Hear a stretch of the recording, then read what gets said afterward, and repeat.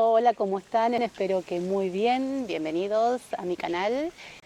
En este espacio, Susana Costumbre, toco temas referidos al bienestar, al desarrollo personal, la autoestima y a la vida saludable. Bueno, espero que les guste.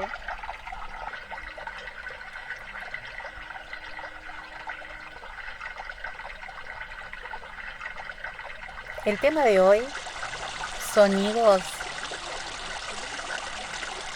del agua. Los ruidos de cascada y de agua son ideales para los momentos de relajación. Un momento de estar en contacto con la naturaleza.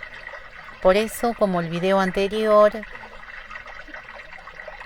en este video quiero poner algunos sonidos naturales. Como ya saben, yo soy apasionada de la naturaleza y me encanta todo lo que tenga que ver con los árboles, la lluvia, el viento, los peces, pájaros, cascadas.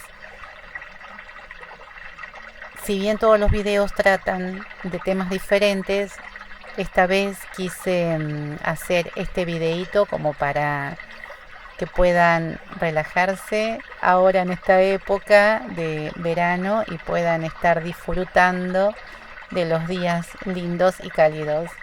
Bueno, espero que les guste. Un abrazo muy grande para todos. Desde ya, muchas gracias.